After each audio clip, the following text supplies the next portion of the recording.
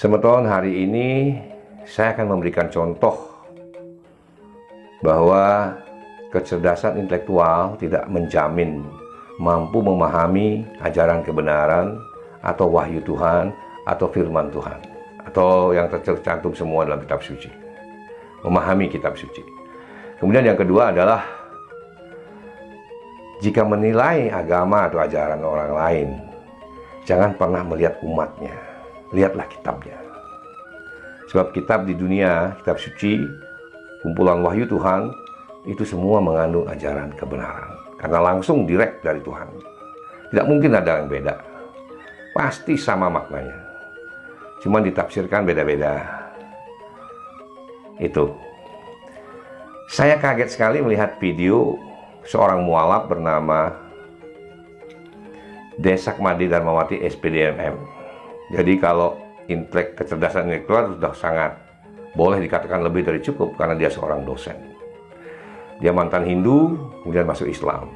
Dia cerita nih dalam sebuah acara di mana itu saya kurang tahu. Dan dia menceritakan tentu dalam konteks mengagungkan dan merendahkan sudah pasti ada bumbu-bumbu lah di situ. Bagaimana dia bercerita bumbunya sedap sekali. Dan dia merendahkan ajaran leluhurnya sendiri dengan kalimat-kalimat yang kurang enak didengar di telinga. Dan tidak hanya di situ, dia juga merendahkan ajaran Islam lainnya, ajaran Muslim lainnya yang bukan golongannya.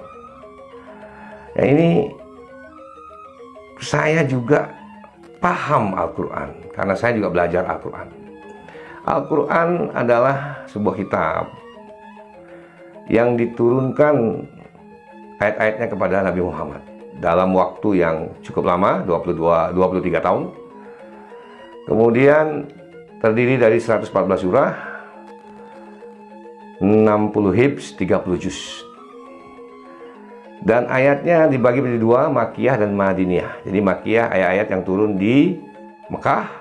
Nah, kemudian Nabi Muhammad hijrah ke Madinah, beberapa ayat turun di situ. Jadi Al-Quran ini adalah kata lainnya juga Alkitab atau Kitabullah. Jadi kebenarannya tidak diragukan lagi.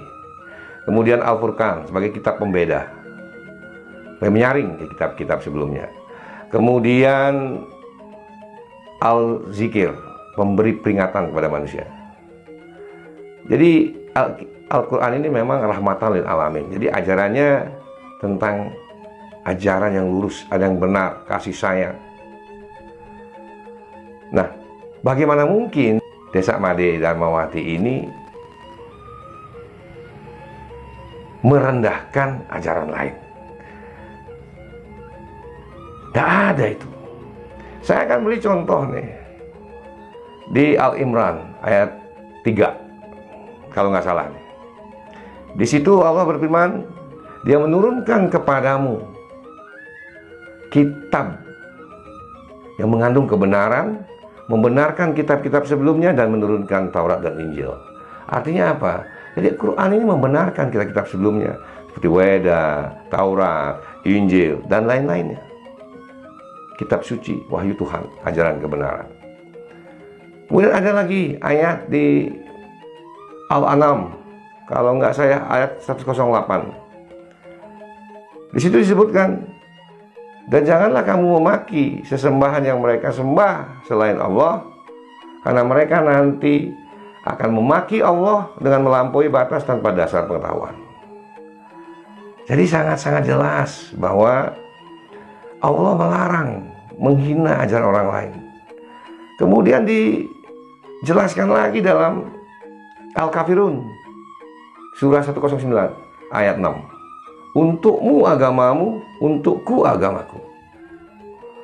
Jelas ya. Belum lagi ada ayat lain. Jadi tiga aja nih, ibu ini sudah salah total. Sudah menyalahi Quran. Bagaimana dia bicara Quran tetapi dia melanggar Quran. Nah ini, saya itu kalau baca Weda, saya pasti mantranya begini.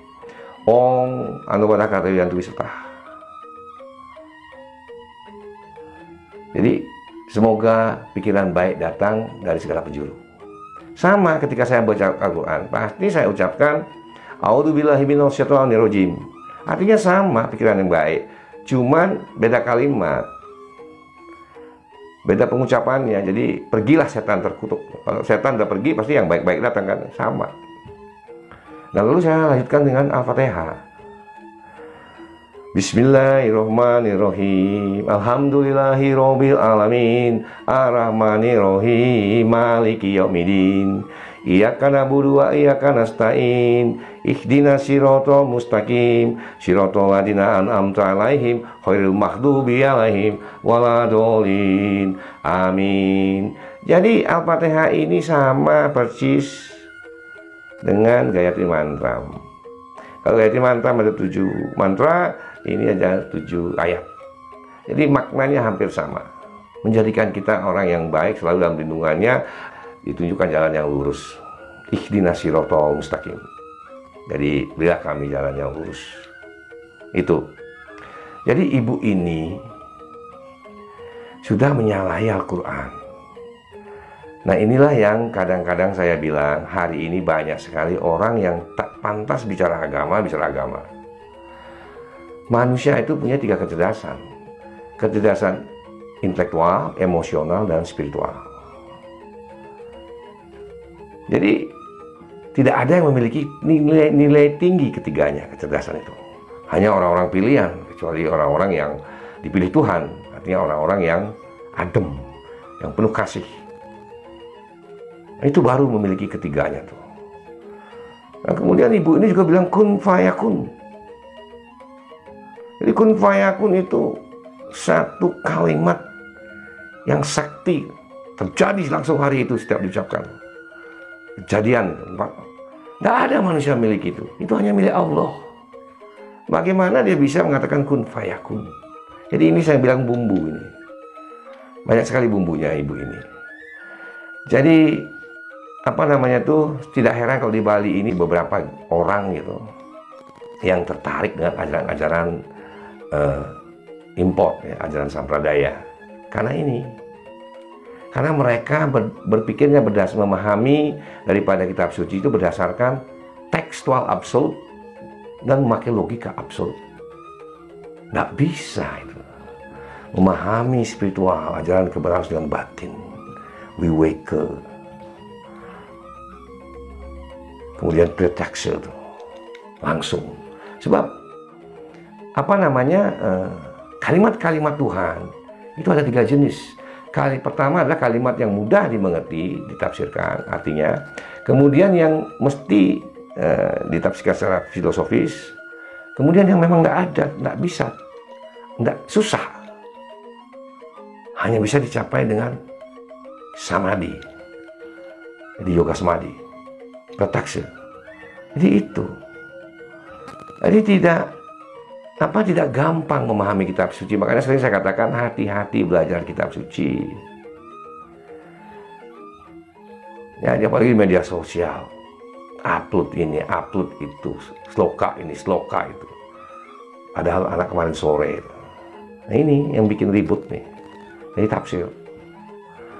Ya, saya kira itu Ibu Desa Made Darmawati, SPDMN. Kalau Ibu nonton video ini, Ibu juga bilang bahwa roh kakek Ibu adalah roh jahat, masuk ke di ruqyah. Tapi Ibu masih tetap pakai nama desa. Itu pemberian orang yang roh jahat loh, Bu. Mesti diganti namanya tuh. Jadi itu. Jadi mohon Ibu, kalau boleh saya sarankan sering-sering baca Al-Fatihah. Di situ ada ayat ihdinas siratal mustaqim. Jadi ya Allah, berilah kami jalan yang lurus. Sebab Ibu sudah melanggar banyak sekali ayat di Al-Quran. Ya, saya kira itu yang bisa saya sampaikan.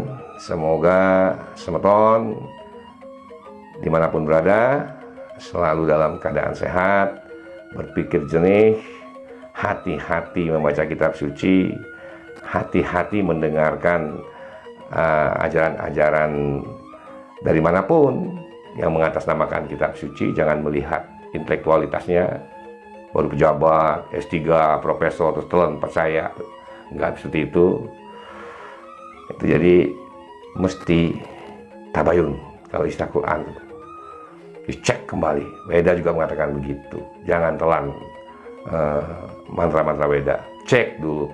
Walaupun 1000 Weda mengatakan api itu dingin, jangan mudah percaya. Rabalah api itu. Nah itu. Jadi itu yang bisa sampaikan hari ini.